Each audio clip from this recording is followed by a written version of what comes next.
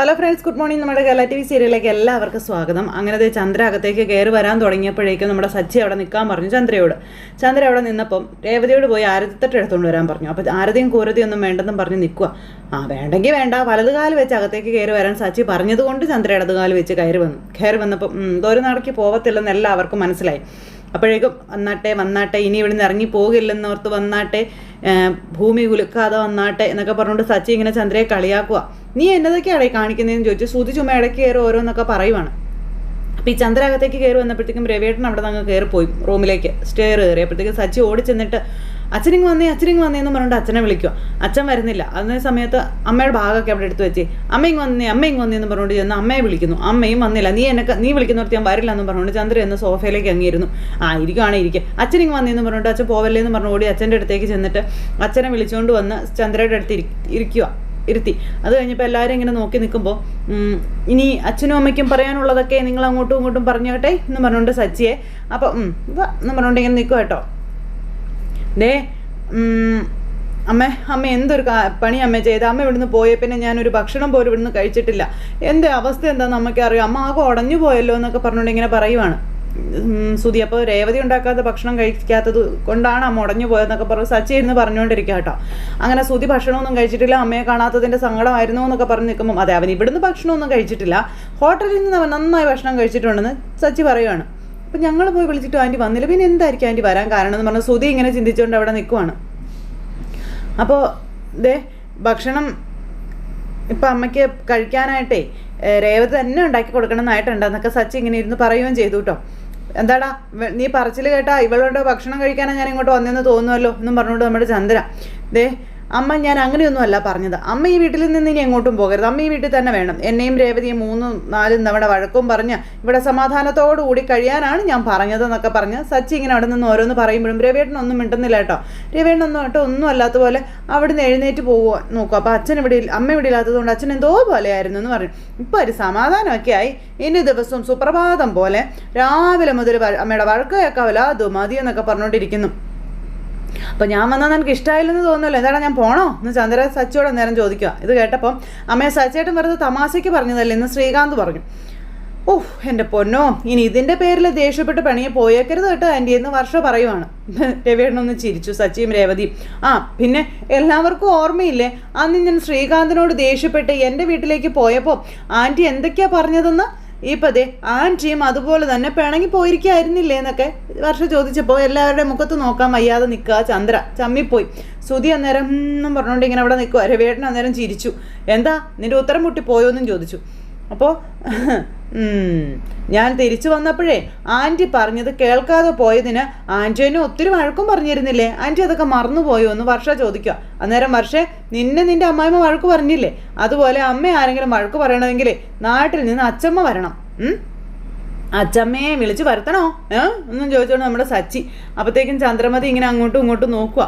അമ്മയെങ്ങാനും വന്ന പണി പാളിന്ന് അറിയാം. അപ്പോൾ ശ്രുതിയാണെന്നുണ്ടെങ്കിൽ ഇങ്ങനെ ഓരോ കുനിട്ടും വിചാരിച്ചുകൊണ്ട് ഇങ്ങനെ അവിടെ നിൽക്കുക കേട്ടോ. അല്ല ചന്ദ്രേ, എന്തുകൊണ്ട് ഇപ്പം പരാതിയൊക്കെ പിൻവലിച്ച് നിനക്ക് ഇങ്ങോട്ട് വരാനൊക്കെ ആയിട്ട് തോന്നിയെന്ന് ചോദിക്കുമ്പം അതുപോലെ ഇവർ രണ്ടുപേരും ഇവരുടെ അമ്മയും അനിയനെയും കൂട്ടി എൻ്റെ അടുത്ത് വന്നായിരുന്നെന്നും ചെയ്ത തെറ്റിന് ഇങ്ങനെ കൈ കൂപ്പി എന്നോട് ഇവർ ക്ഷമ ചോദിച്ചെന്നും പിന്നെ ഞാൻ എന്ത് ചെയ്യാനാണെന്നും ചന്ദ്ര ചോദിക്കും കേട്ടോ. ഒരമ്മയുടെ മനസ്സല്ലേ എനിക്ക്, ഞാനങ്ങ് ഉരുകിപ്പോയി. പിന്നെ പെട്ടെന്ന് തന്നെ പരാതി പിൻവലിച്ച് ഞാൻ ഇങ്ങോട്ട് പോരുകയായിരുന്നു എന്നൊക്കെ പറയുമ്പം അച്ഛാ രേവതിയുടെ അമ്മയും അനിയനും വന്ന് ക്ഷമ ചോദിച്ചപ്പോഴേ അമ്മയുടെ മനസ്സ് പൂ പോലെ അങ്ങ് വാടിപ്പോയി. അതുകൊണ്ടാ പരാതി പിൻവലിച്ച് അമ്മ ഓടി അങ്ങ് പോകുന്നത്. അല്ല അമ്മേ എന്ന് സച്ചി ഇങ്ങനെ ചന്ദ്രയോട് ചോദിക്കുമ്പോഴത്തേക്കും രവിയേട്ടനൊന്ന് ചിരിച്ചു. രവിയേട്ടൻ അങ്ങനെ ചിരിച്ചുകൊണ്ടിരിക്കുമ്പം അല്ല അമ്മേ, അവർ വന്ന് ക്ഷമ ചോദിക്കുന്നതിന് മുൻപേ അമ്മ സ്റ്റേഷനിൽ നിന്ന് പരാതി പിൻവലിച്ചില്ലായിരുന്നു എന്ന് ശ്രീകാന്ത് ചോദിച്ചു. അപ്പോൾ രവിയേട്ടൻ ഇങ്ങനെ നോക്കിയിരിക്കും കേട്ടോ. അപ്പോൾ ചന്ദ്രയും ഇങ്ങനെ ആകെ ചമ്മിയിരിക്കും. അപ്പോൾ ശ്രുതി അത് ശരിയാണല്ലോ, അതെന്താ അങ്ങനെ? അത് പിന്നെ രവിയേട്ടൻ വന്ന് പറഞ്ഞതിന് ശേഷം ഞാൻ നന്നായിട്ടൊന്ന് ആലോചിച്ചായിരുന്നു. അപ്പോൾ രവിയേട്ടൻ പറഞ്ഞതിലും കാര്യമുണ്ട് എന്ന് എനിക്ക് തോന്നി. അതുകൊണ്ടാ പരാതി ഞാൻ പിൻവലിച്ചിട്ടേ ഇങ്ങോട്ട് പോകുന്നതെന്നൊക്കെ പറയുമ്പോൾ അല്ല ഞാൻ പറഞ്ഞതിൽ കാര്യമുണ്ടെന്ന് നിനക്ക് തോന്നിയല്ലേ? തോന്നി. അല്ല അന്ന് ഞാൻ വന്ന് പറഞ്ഞപ്പോൾ നിനക്ക് വരാൻ തോന്നാതിരുന്നത് എന്താണെന്ന് രവിയേട്ടൻ ചോദിച്ചു. അത് പിന്നെ പിന്നീട് ആലോചിച്ചപ്പോഴേ എനിക്കതിൽ കാര്യമുണ്ടെന്ന് തോന്നിയതേ, അതുകൊണ്ടാണ് ഞാൻ മറ്റാരോ ചെയ്ത തെറ്റിന് ഞാനെന്തിനാ എൻ്റെ വീട്ടിൽ നിന്ന് മാറി നിൽക്കുന്നത്? അതുകൊണ്ടാണ് ഞാൻ പരാതി പിൻവലിച്ച് ഉടനെ തന്നെ ഇങ്ങോട്ടേക്ക് പോകുന്നത്. അതെന്താ ഞാൻ വന്നത് നിങ്ങൾക്കാർക്കും ഇഷ്ടമായില്ലെന്നുണ്ടോ? ഞാൻ വരേണ്ടിയിരുന്നില്ല ഇപ്പോൾ അല്ലേ എന്നൊക്കെ ചോദിച്ചു. ആൻറ്റി എന്താ മാറ്റി മാറ്റി പറയുന്നത്? ഞാൻ മാറ്റി മാറ്റി പറഞ്ഞതൊന്നുമല്ല, ഞാനിപ്പോൾ പറഞ്ഞത് തന്നെയാണ് പരാതി പിൻവലിച്ച് ഇങ്ങോട്ട് വരാനുള്ള കാരണം, അല്ലാതെ വേറൊന്നുമല്ല. എന്നാൽ ഞങ്ങളത് ഉറപ്പിക്കട്ടെ, ഇനി അത് മാറ്റി പറയരുത് കേട്ടോ എന്ന് വർഷ പറഞ്ഞു. അല്ല ഇനി ഇതിൻ്റെ പേരിൽ അമ്മ ഈ വീട്ടിൽ നിന്ന് പിണങ്ങി പോവല്ലേ? അമ്മ ഭാമാൻ്റെ വീട്ടിൽ ചെന്ന് ഞാൻ അമ്മയെ കാണാൻ എന്നും ഭാമാൻ്റെ വീട്ടിൽ വരേണ്ടി വരില്ലേ? അപ്പോൾ എത്ര പെട്രോൾ കാശ് ചിലവാകേണ്ടി വരുമെന്നറിയോ? ഇപ്പം തന്നെ ഒരുപാട് കാശ് ചിലവായി. കണ്ടല്ലോ, അവന് പെട്രോൾ കാശ് ചിലവാകാതിരിക്കാൻ വേണ്ടിയിട്ട് അമ്മയുടെ ഇവിടുന്ന് പോകരുതെന്ന് പറയുന്നതെന്ന് സച്ചി. അയ്യോ അതുകൊണ്ട് മാത്രമല്ല, അമ്മ ഇവിടെ നിന്ന് പോകാതിരിക്കാൻ കൂടെ വേണ്ടിയിട്ടാണ്. അപ്പോൾ എനിക്കൊരു കാര്യം പറയാനുണ്ടെന്ന് പറഞ്ഞു ചന്ദ്ര. അപ്പോൾ എല്ലാവരും ഇങ്ങനെ നോക്കുക, എന്താ അടുത്ത കാര്യം? രേവതി ഇവിടെ നിൽക്കുന്നതിൽ എനിക്ക് പ്രശ്നമൊന്നുമില്ല, പക്ഷേ ഇവളുടെ കുടുംബത്തിലുള്ള ആരും ഇനി ഈ വീട്ടിൽ വരാൻ പാടില്ല എന്ന് ചന്ദ്രമതിയുടെ വകയൊരു ഒരു ഡയലോഗ്. അത് കേട്ടപ്പോൾ സച്ചിയുടെ അമ്മ എന്തൊക്കെ ഈ പറയുന്നതെന്ന് ചോദിച്ചുകൊണ്ട് ഇങ്ങനെ നേരത്തേക്കും രേവതി സച്ചിയോട് ചോദിക്കുക, അല്ല എൻ്റെ അമ്മയും അനിയത്തിയും എന്ത് തെറ്റാ ചെയ്തേ? അവർക്ക് എന്നെ കാണണമെന്ന് തോന്നില്ലേ അമ്മയെന്ന് ചോദിച്ചു. വിശേഷ ദിവസങ്ങളിലൊക്കെ അവരിവിടെ വരണ്ടേന്ന് ചോദിച്ചു. അന്നേരം വരണ്ട എന്ന് ചന്ദ്രമതി പറയുകയും ചെയ്തു. അവരിനി വീട്ടിൽ വന്നു പോകരുതെന്നും പറഞ്ഞുകൊണ്ട് ഇങ്ങനെ ചന്ദ്രമതി വലിയ ന്യായം പറയുമ്പോഴത്തേക്കും ശ്രുതിക്കും ഭയങ്കര സന്തോഷം. അവർക്ക് നിന്നെ കാണണമെന്ന് തോന്നുമ്പോൾ അവർ നിന്നെ അങ്ങോട്ട് വിളിക്കട്ടെ, അപ്പം നീ അങ്ങോട്ട് എന്ന് കണ്ടാൽ മതിയെന്ന് പറഞ്ഞു. അന്നേരം സച്ചേട്ടാ എന്നും പറഞ്ഞുകൊണ്ട് രേവതി ഇങ്ങനെ സച്ചിയെ വിളിക്കുക. അന്നേരം ചന്ദ്രേ, ആവശ്യമില്ലാതെ വെറുതെ ചുമ പ്രശ്നങ്ങൾ ഉണ്ടാക്കാൻ നിന്നേക്കരുത്. അവരുടെ മോൾ ഇവിടെയാണ് താമസിക്കുന്നത്, അവരോട് ഇവിടെ വരരുതെന്ന് പറയാൻ നിനക്കെന്നല്ല ആർക്കും അവകാശമില്ല എന്ന് രവേട്ടൻ പറഞ്ഞു. അവർ ഇവിടേക്ക് വരുമെന്നും. അങ്ങനെയാണെങ്കിൽ ആ ഒരു വീടിന് വെളിയിൽ നിന്ന് ഇവളെ കണ്ടിട്ട് പോകണം, വീടിനകത്ത് കയറാൻ പറ്റത്തില്ല എന്നൊക്കെ പറഞ്ഞുകൊണ്ട് ഇങ്ങനെ പറയുമോ ഈ ചന്ദ്ര അവിടെ ഇരുന്ന് ഇങ്ങനെ ഒരുമാതിരി രീതിയിൽ. അപ്പോൾ ഇതൊക്കെ കേട്ട് കഴിഞ്ഞപ്പോൾ സച്ചിക്ക് ദേഷ്യം വരാൻ തുടങ്ങി. അവരെല്ലാവരും ഈ വീട്ടിൽ വരുമെന്നും രേവതിയെ വെളിയിൽ വെച്ചല്ല നീ വീടിനകത്ത് വെച്ച് കാണുമെന്നും പറഞ്ഞു സച്ചി. വന്നിട്ട് എൻ്റെ കഴുത്തിലും കയ്യിലും ഉള്ളതൊക്കെ നോക്കി വെച്ചിട്ട് ഞാൻ റോഡിലൂടെ പോകുമ്പോൾ അതൊക്കെ തട്ടിപ്പറിച്ച് ഓടാനല്ലേ എന്നൊക്കെ ചന്ദ്ര ചോദിക്കുക. അതുകൊണ്ടാണ് ഇങ്ങോട്ട് വരണ്ടാന്ന് പറഞ്ഞത് എന്ന കാര്യവും പറഞ്ഞു. അപ്പം അത് കേട്ട് കഴിഞ്ഞപ്പോഴേക്കും ഭയങ്കര ഇവർക്കെല്ലാവർക്കും ചന്ദ്ര ഇങ്ങനെയൊന്നും പറയാൻ പോലും പാടില്ലാത്തതാ, മനുഷ്യരുടെ കാര്യമാ. നാളെ എന്തെങ്കിലും സംഭവിച്ച ആരോ ഉപകാരപ്പെടുക എന്നൊന്നും പറയാൻ പറ്റത്തില്ല. ചിലപ്പോൾ അവരാണ് നിനക്ക് ഉപകാരപ്പെടുന്നതെങ്കിലോ? ഇവളുടെ കുടുംബം ഇവിടെ വന്നാലാ നമുക്ക് എന്തെങ്കിലുമൊക്കെ സംഭവിക്കാമെന്ന് പറഞ്ഞു ചന്ദ്ര. അപ്പോൾ ചന്ദ്ര നീ വായടക്കി നിർത്തിക്കോളാൻ പറഞ്ഞു രവിയേട്ടൻ. ഇതിനെക്കുറിച്ച് ഇനി ഇവിടെ ഒന്നും നീ ഇനി സംസാരിക്കാൻ നിൽക്കണ്ടെന്ന് പറഞ്ഞു. രേവതിയുടെ കുടുംബം എപ്പോഴും വരുന്നത് പോലെ തന്നെ ഇനി ഇവിടെ വരും, അല്ലെങ്കിൽ എൻ്റെ തീരുമാനമല്ലല്ലോ ഇവിടെ നടക്കുന്നത്, എല്ലാം നിങ്ങളുടെയൊക്കെ ഇഷ്ടം പോലെ തന്നെ നടക്കട്ടെ, അനുഭവിക്കുമ്പോൾ മനസ്സിലാക്കിക്കോളൂ എന്ന് പറഞ്ഞുകൊണ്ട് ചന്ദ്ര വലിയ തത്വമൊക്കെ ഇരുന്ന് പറഞ്ഞുകൊണ്ട് അവിടെ ഇരിക്കുന്നു. അപ്പോൾ ഇത് കേട്ടപ്പോൾ ശ്രുതിക്കും ഭയങ്കര സന്തോഷമായി. കാരണം ഇങ്ങനെ ചന്ദ്ര പറഞ്ഞതില്ല. അല്ല അതിരിക്കട്ടെ, നിങ്ങളുടെ അമ്മയുടെ വീട്ടിൽ പോയി നിൽക്കുമെന്ന് പറഞ്ഞിരുന്നല്ലോ, അതെന്തിനായിരുന്നു എന്ന് ചോദിച്ചു. അതിൻ്റെ ആവശ്യം എന്താണെന്നൊക്കെ ചോദിച്ചു. നിനക്ക് പിണങ്ങി തോന്നുമ്പോൾ എവിടെയെങ്കിലും പോയി നിൽക്കാം, എനിക്ക് പിന്നെ എൻ്റെ അമ്മയുടെ അടുത്ത് പോയാൽ എന്താ കുഴപ്പമെന്ന് ചോദിച്ചപ്പം അത് വിട്, ശരി നിങ്ങൾ എന്നെ ഡിവോഴ്സ് ചെയ്യുമെന്ന് പറഞ്ഞില്ലേ, അതിന് മാത്രം ഇപ്പോൾ ഇവിടെ എന്താ ഉണ്ടായെന്ന് ചോദിച്ചു. അപ്പോൾ ഡിവോഴ്സ് എന്ന് പറയാൻ ഞാൻ അങ്ങനെ പറഞ്ഞോന്ന് പറഞ്ഞു ഏട്ടൻ ഇങ്ങനെ ഇരിക്കുമ്പോൾ അച്ഛാ ഡിവോഴ്സ് ഡിവോഴ്സ് പറഞ്ഞുകൊണ്ട് ഇങ്ങനെ ഇരിക്കുക രവിയേട്ടൻ. അച്ഛനും മക്കളും കൂടെ ഉള്ള ഒരിതായിരുന്നു. അപ്പോൾ അച്ഛാ അതിനിടയിൽ അച്ഛൻ അമ്മയെ ഡിവോഴ്സ് ചെയ്യാനും തീരുമാനിച്ചോ എന്നൊക്കെ ശ്രുതി ചോദിച്ചു. അതും ഈ പ്രായത്തിൽ അച്ഛനത് എന്താ അച്ഛാ എന്നൊക്കെ ചോദിച്ചിട്ട് ഭയങ്കര ഡയലോഗ്. എടാ കല്യാണം കഴിക്കാൻ മാത്രമേ ഇത്ര വയസ്സ് വേണമെന്നുള്ളൂ, ഡിവോഴ്സ് നമുക്ക് ഏത് പ്രായത്തിലും ചെയ്യാമെന്ന് സച്ചി. എന്നാലും പാവം എൻ്റെ അമ്മ എന്ന് ശ്രുതി നിൽക്കുമ്പോൾ കറക്റ്റ് ഞാൻ സോഷ്യൽ മീഡിയയിൽ ഇതൊക്കെ കണ്ടിട്ടുള്ളതാ. 80 വയസ്സുള്ള ഒരാൾ അവരുടെ വൈഫിനെ ഡിവോഴ്സ് ചെയ്തു എന്ന്. 80 വയസ്സിലോ എന്ന് പറഞ്ഞുകൊണ്ട് ശ്രുതിയും കൂടെ അന്നേരം അങ്ങോട്ടും ഇങ്ങോട്ടും നോക്കുക. അല്ല അങ്കിൾ അങ്ങനെയൊക്കെ തീരുമാനിച്ചിരുന്നോ എന്ന് ചോദിച്ചപ്പം നമ്മുടെ അച്ഛനിരുന്ന് കല്യാണം കഴിഞ്ഞപ്പോൾ എനിക്ക് ജീവപര്യന്തം തടവ് ശിക്ഷയൊക്കെ കിട്ടിയതാ, ഞാനതങ്ങ് അനുഭവിക്കാൻ തന്നെ തീരുമാനിച്ചു, വേറൊന്നും തീരുമാനിച്ചിട്ടില്ല എന്ന് രവിയേട്ടൻ അന്നേരം പറഞ്ഞു. ചന്ദ്ര എന്നും പറഞ്ഞു തലയാട്ടു കേട്ടോ. ഇത് കേട്ടപ്പോൾ ചിരിക്കുക ശ്രീകാന്തൊക്കെ. എൻ്റെ അച്ഛാ ഇനി പോലും ഇങ്ങനെയൊന്നും പറയല്ലേ, അമ്മ വീണ്ടും പണങ്ങി പോകും കേട്ടോ, എനിക്കിനി പെട്രോളിന് വേണ്ടി ചിലവാക്കാൻ 5 പൈസ ഇല്ല, ഞാൻ ആകെ ടൈറ്റിലാണെന്ന് ശ്രുതി. അപ്പോൾ എന്ത് പറഞ്ഞാലും എൻ്റെ ഒരു പെട്രോൾ മതി നിർത്തി എല്ലാം പോയെന്ന് പറഞ്ഞുകൊണ്ട് എല്ലാവരും പറഞ്ഞു വിടുക. ആ സമയത്ത് രേവതി അങ്ങോട്ട് പോയപ്പം മോളെ രേവതി എന്താ അച്ഛാ എനിക്കൊരു ചായ ഇട്ട് തരാമോന്ന് ചോദിച്ചു. തരാമല്ലോ അച്ഛാ. അമ്മയ്ക്ക് വേണോ?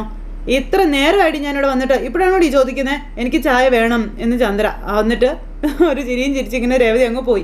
ഇനി നീ പിണങ്ങി പോകുമെന്ന് ചോദിച്ചു. അപ്പം ഞാനല്ലല്ലോ അതിന് പിണങ്ങിയത്, പിന്നെ നീ അല്ലേ പിണങ്ങിയത് എന്ന് രവിയേട്ടൻ ചോദിച്ചപ്പം ഞാനാ പിണങ്ങിയത്, തോന്നുമ്പോൾ അങ്ങ് പോവല്ലേ, ഇനി എന്നെ ഡിവോഴ്സ് ചെയ്യുമോ എന്ന് ചന്ദ്ര ചോദിക്കുമ്പം നീ അങ്ങനെയൊന്നും കാണിച്ചിട്ടല്ലേ ഞാൻ ഡിവോഴ്സ് ചെയ്യുമെന്നൊക്കെ പറയുമ്പം ഇനി ഞാൻ അങ്ങനെയൊന്നും കാണിക്കത്തില്ല എന്ന് പറഞ്ഞു എന്നിട്ടിപ്പോൾ പറയും പിന്നെ നീ നിൻ്റെ തോന്നിയതുപോലെ കാണിക്കും എന്നും പറഞ്ഞുകൊണ്ട് ഇങ്ങനെ ഇരിക്കുക രണ്ടുപേരും കൂടി.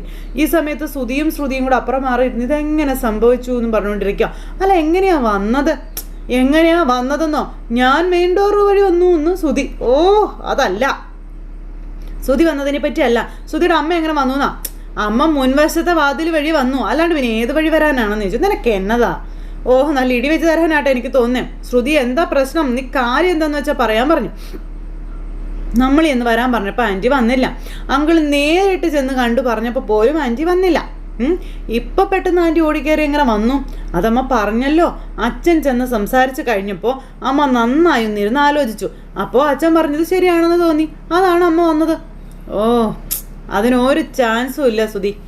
ആൻറ്റി കള്ളം പറയുന്നതാണെന്നുള്ള കാര്യം ശ്രുതി പറയാം.